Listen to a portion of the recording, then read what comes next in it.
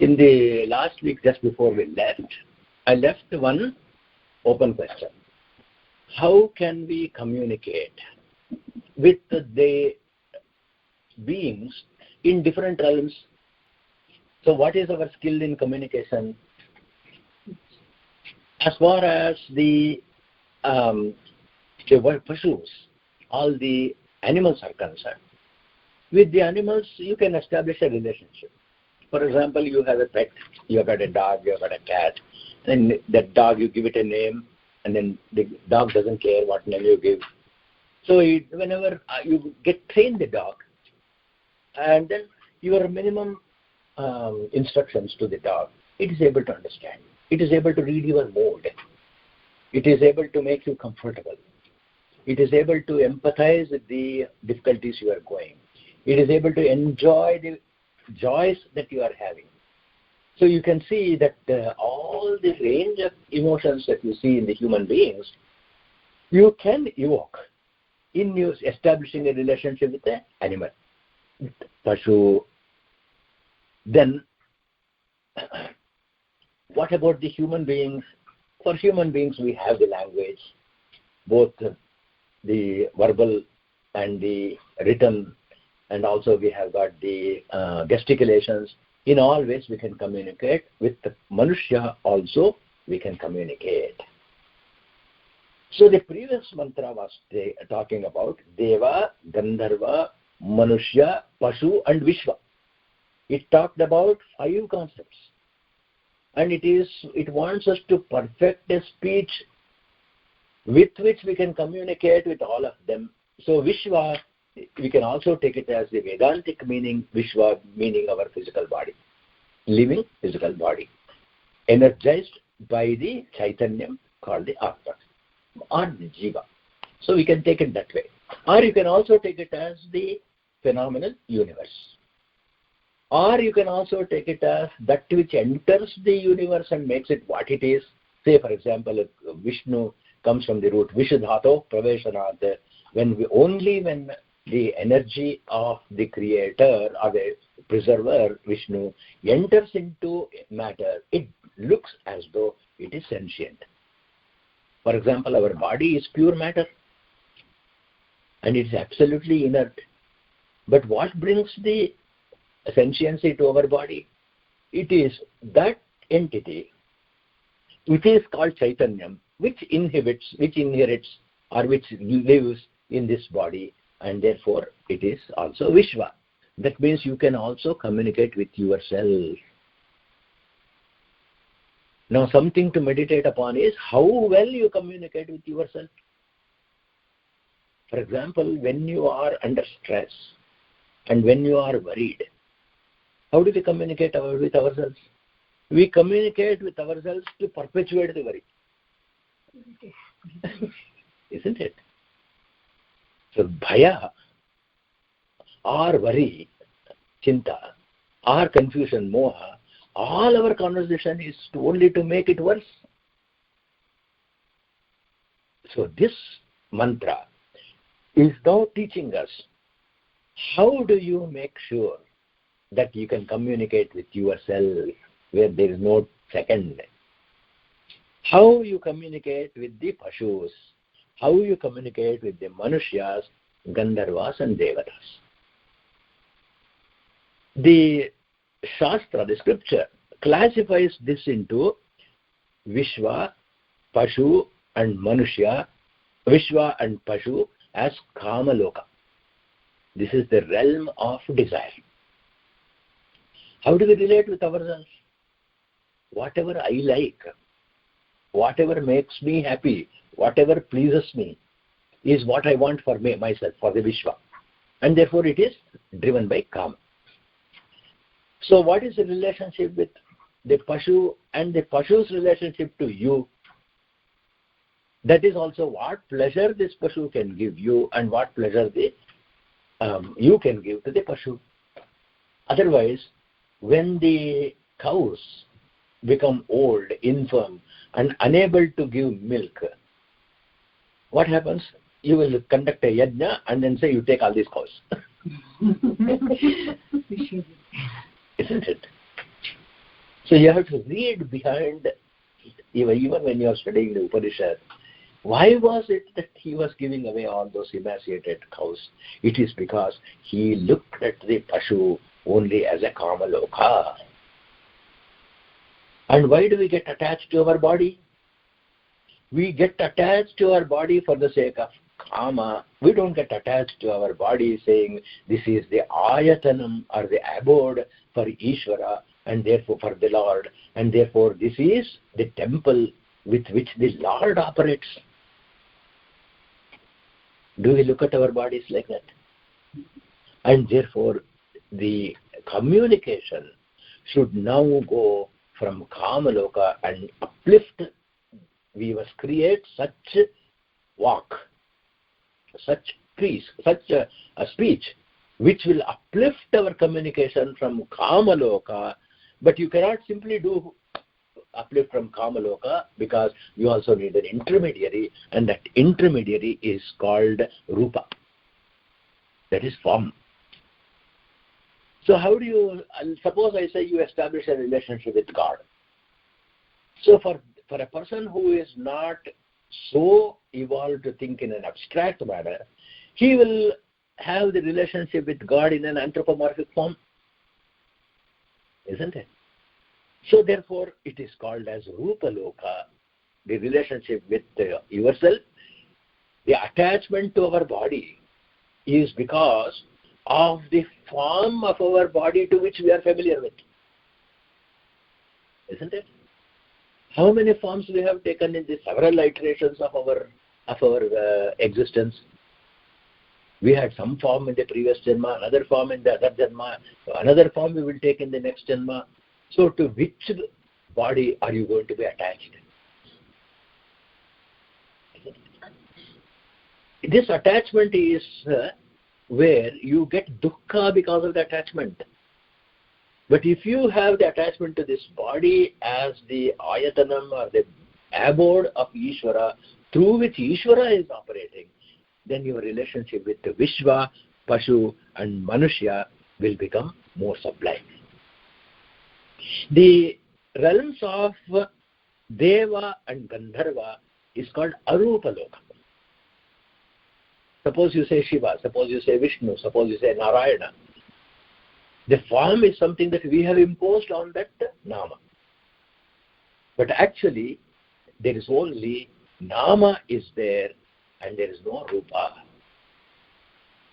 So we must also cultivate the skill of communicating with entities that have no form. That is the standard of the walk that the previous mantra was urging us to do. Vachan deva upajivanti vishve vacham gandharva pashavo manushya vachi imam vachi. Give me the ability to articulate in such a way that I look at even my own Vishwa, my own form. I communicate with my own form. I communicate with the Pashu Loka. I communicate with the Rupa Loka of the Manushyas. And I communicate with the Arupa Loka of Gandharvas and Devatas. And therefore, in our meditation, what do? Om Bhuv, Om Bhuva, Om Suvaha, Om Maha, Om Janaha, Om Tapaha, Om Satyam. So in these seven, which are all the Kama Loka and Rupa Loka, Bhuv, Bhuvaha, Suvaha. So the Arupa Lokas are Maha, Janaha, Tapaha, Satyam.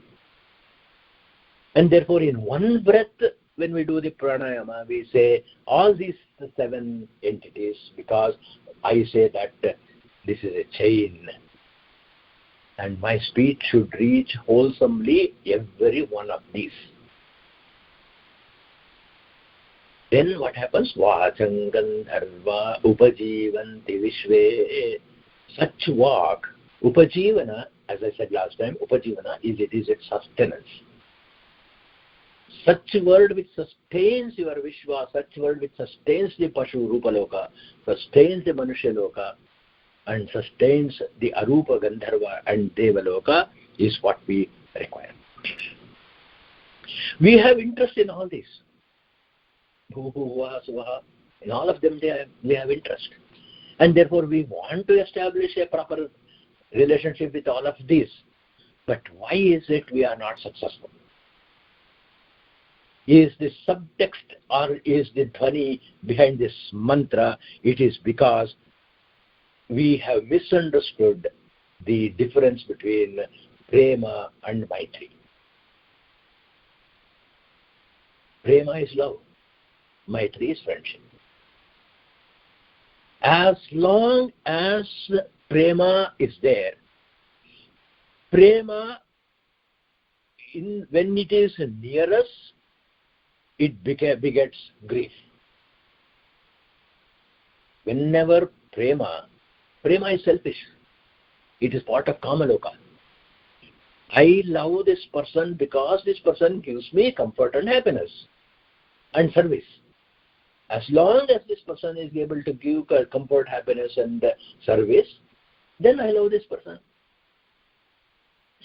But as soon as this person is not responding to my demands, then what happens?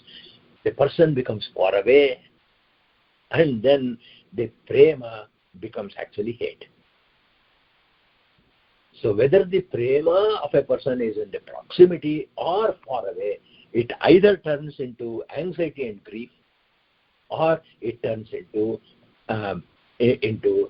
discord or anger. So therefore, premam vacham, that means all speech which is full of prema should develop into maitri vak, should develop into a speech of friendship.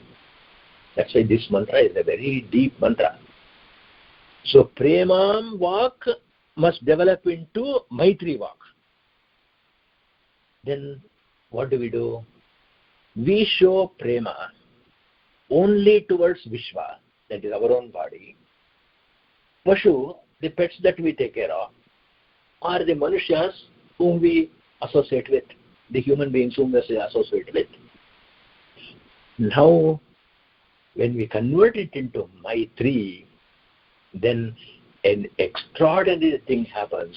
The practice that you do by cultivating friendship and not merely selfish love, by cultivating friendship, you have got a field with Rupa to practice. See, because we are all audio-visual animals. Unless something we see, unless something we hear, and we do both of them together, it is hard for us to understand. So what is the realm? What are the sources by which you can see and hear and actually see the reaction of your interaction? It is only in Rupaloka. So practice Maitri in Rupaloka, get practice of this Maitri of Rupaloka, then what happens? It establishes the relationship with Arupaloka also, with the non-formed realms. So the question is, when does our bhakti and prayer become effective?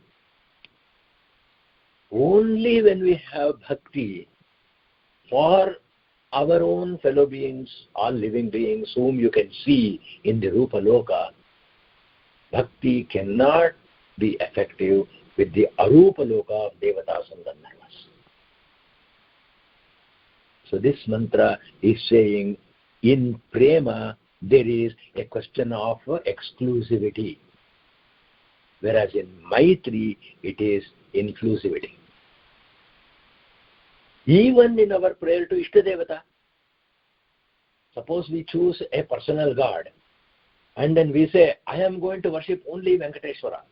There is no place in this temple for Shiva. I am not going to study any prayer relating to Shiva. There are people who do that. I will not come to the church, I will not come to the temple, I will not go to the mosque because that is not mine.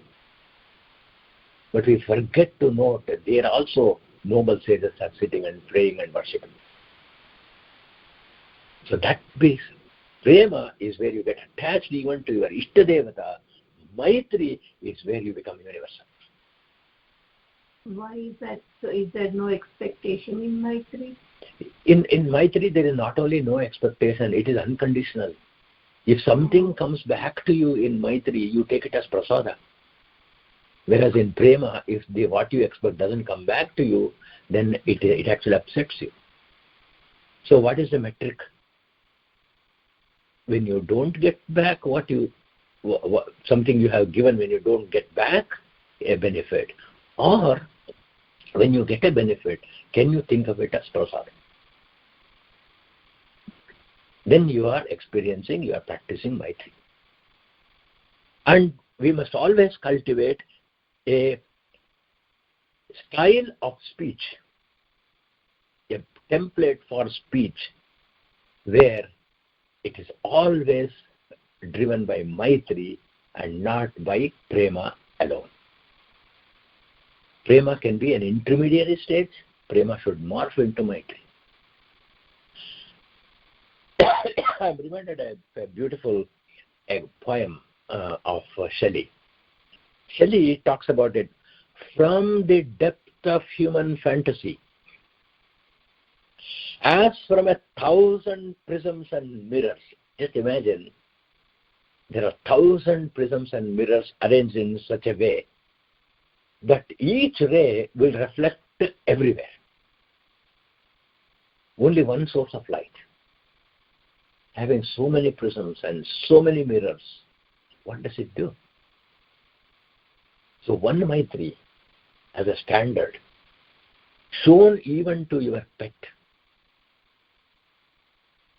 then what it becomes is, there are thousands of prisms and the mirrors will assemble themselves in the Rupa and the Arupa Loka. And then fills the universe with glorious beams. Fills the universe with glorious beams. And here comes the punchline. And kills error. That means a Maitri walk can never create a mistake. Whereas prema walk can. There's so much in that mantra. That's why I couldn't finish it last week. And then, so that is why in Aditya Hridaya we say, Sahasrarchihi, one of the words used, Timiron Mathanaha, one who churns darkness. He had completely churned the darkness so that he can get the butter of this friendship. And then, Tamobhinighnaha, one who destroys all tamas. So this obviously our Puranas and these epics dramatize. So in the Valmiki Ramayana, Bharadwaj as a student of Valmiki, they come to the banks of the Tamasa river for their oblations. So they usually see the metaphor he uses for a river. As soon as we see a river, what do we think? Here is a source of water, and here is where I can jump and swim. Kamaloka. Here is where I can jump and swim. Here is where, suppose I build a dam, I can get water for everybody. All that is noble. But when you see a clear water lake or a lake which is flowing, Valmiki Maharshi says, Hey Bharadwaja, look, this is akardamam. Kardama means slush. In new water there will be slush. Akardamam. And he also calls it as tirtham. Tirtham means that which you cross from ignorance to knowledge and wisdom. Tirtham. And he says, Prasannambu. It is giving my heart so much joy. And he gives a simile to that. Sanmanushya mano yatha. Just as it is the mind of a good person. of a noble person. Now here is a nice, very good suggestion. Whenever you see a clear lake, whenever you see a clear flowing river, think of this mantra. The river has no prema for itself because it gives up everything. The river does not distinguish between Manushya or Gandharva or Pashu, isn't it?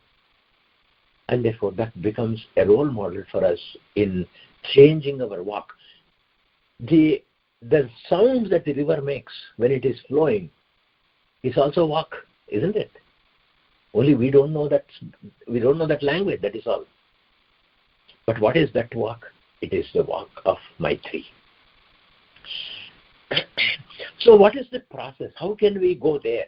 All this looks beautiful, very, very high, very attractive. But then next question also comes, how can I get there? What can I do?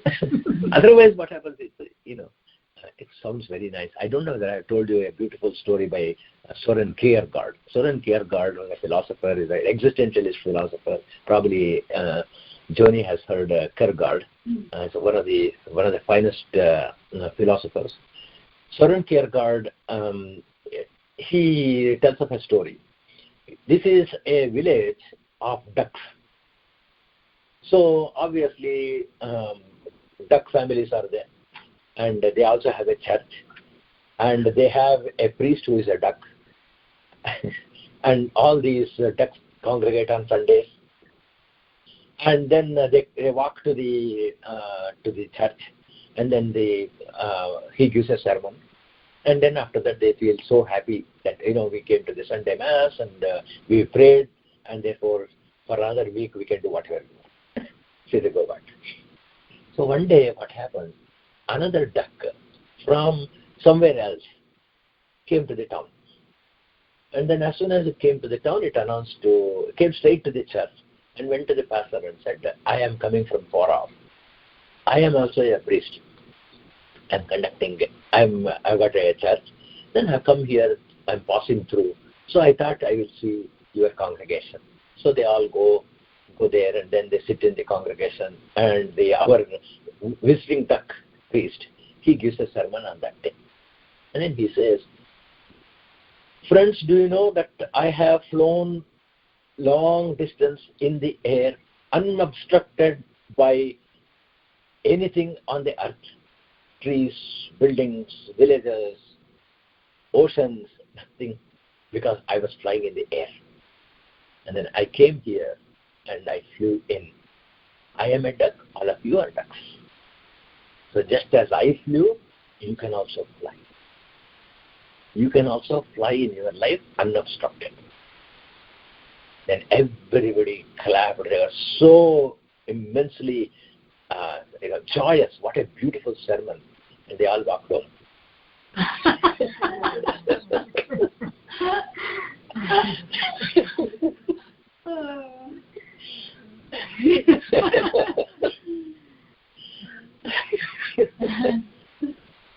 This is the effect when we don't put things into practice, isn't it?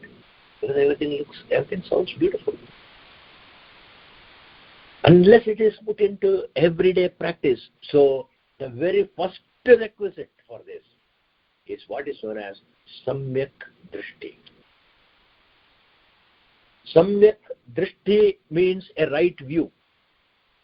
I am now taking a page from the Buddha's teaching. The Samyak Drishti is a right view or a correct understanding. It is only when we develop a correct understanding of Vishwa, Pashu, Manushya, Gandharva and Devalokas, all these five, and when we have the correct understanding of what kind of walk we should use, the project doesn't start, we walk home. We don't fly. So, what is the difference between one who is still in Premaloka, Kamaloka,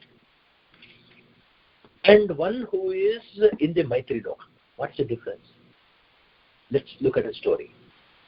This is from the Mahabharata. In the Mahabharata, what would have happened is they are in the forest, all the Panchapandavas are in the forest.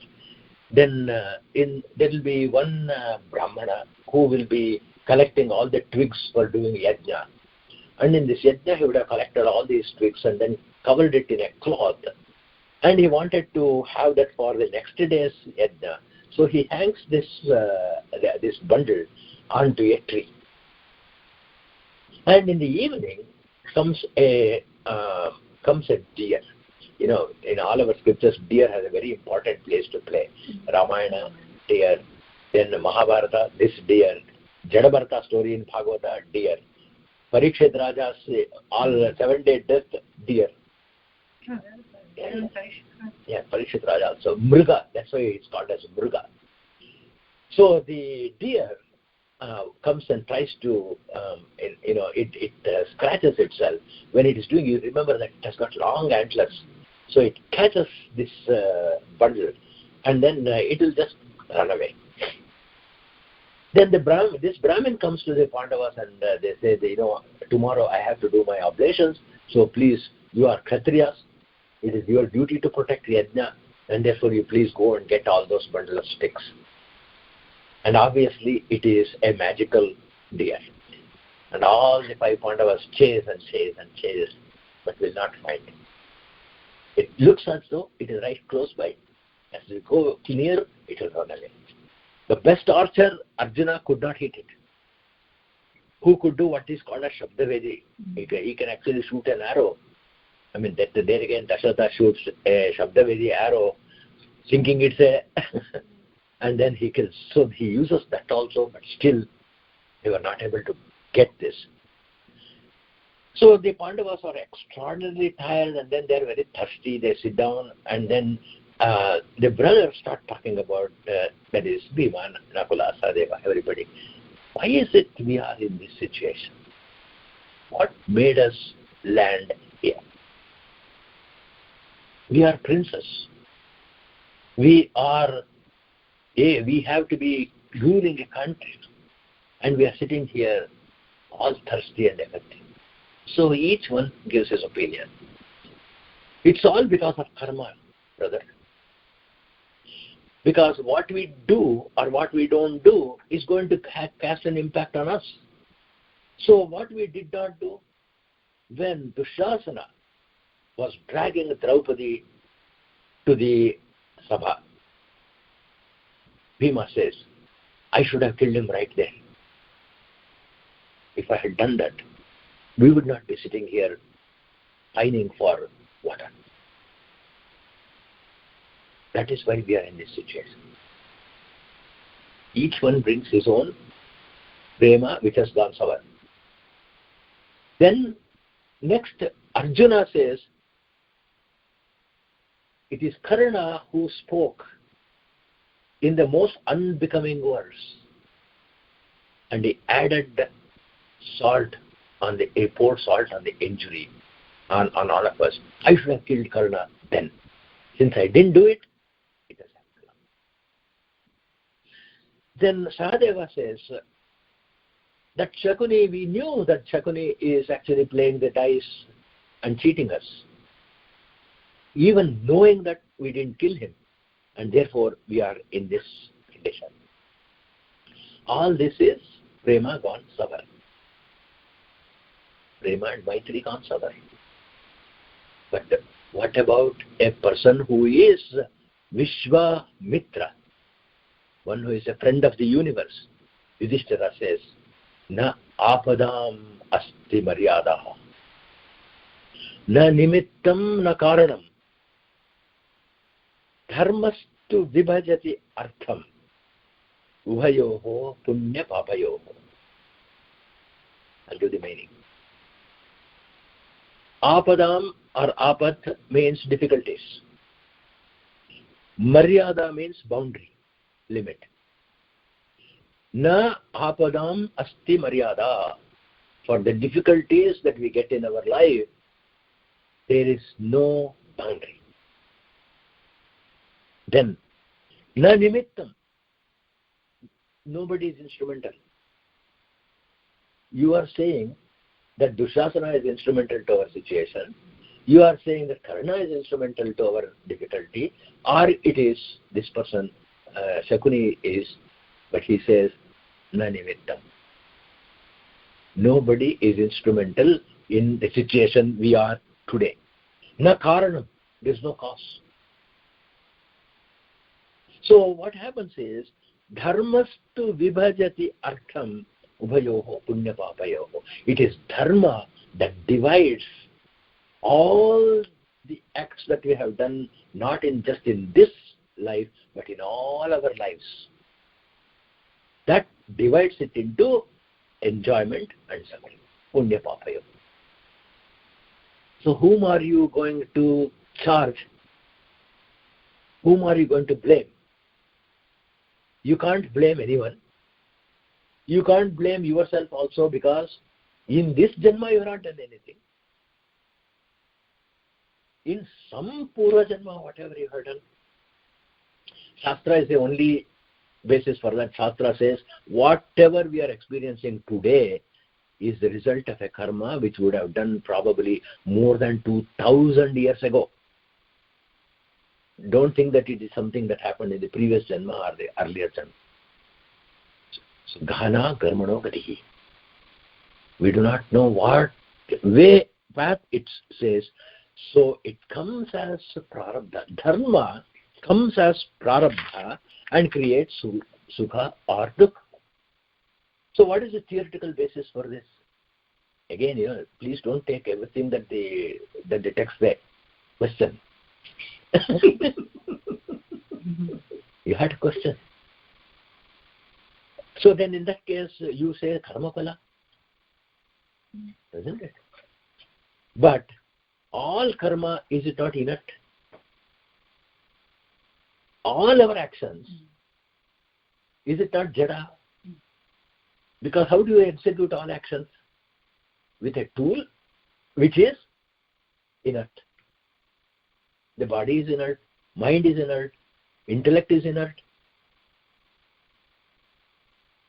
But there is an intention through which you employ the body, mind and intellect to do something. So therefore it is not the body or the form that you have taken. See, this is one of my strong arguments when I do Upanayan Sanskar for women. When I do Upanayan Sanskar for those who are not born as Brahmins also. Because how can you disenfranchise somebody from meditating upon Gayatri just because they were born in a particular caste or they were born in a particular gender? And therefore, how do you do Pranavato Vishwa Maryam? How do you ennoble the entire universe?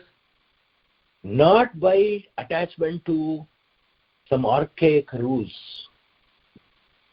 but for the sake of Maitri. For that sake, you have got to do it. Whether somebody accepts it or not. A lot of people don't accept it. Because if you follow all those rules, you will be a praja. You will be a citizen. If you follow all the law of the land, you will be a citizen. It's a praja. That means you have to follow even unjust laws. You have to follow laws which are also adharma. Then you are a praja, sure. But how do you become a supraja? A supraja is one who flouts a legal point for the sake of dharma. Now the question is, all karma is jada, but dharma is Ishvara. What proof? Vishnu Sahasranama says dharmo dharma viduttama. Another name for Mahavishnu is dharma. So the right understanding, that is samyak drishti, is to shift all our attitudes towards dharma and not towards just what we do. Whether we get punya or papa, it has to be driven by dharma. So, what does that mean? Any situation we are in, we should follow dharma. Any situation we are in. Anything. Whatever be the consequence. After losing We are facing some papa. Yeah. After losing the game of dice, the rule was that they should go to the forest for 12 or 13 years. Mm-hmm. They could have said, we will not go. We are going to fight you. And the Mahabharata war could have taken place then. Mm-hmm. Isn't it?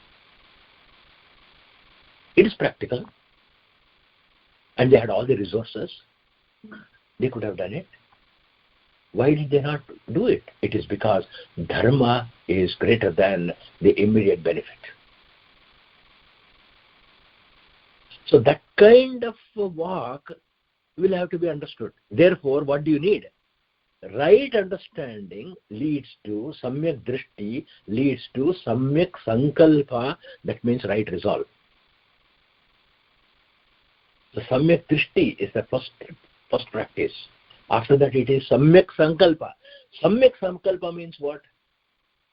Correct decision making.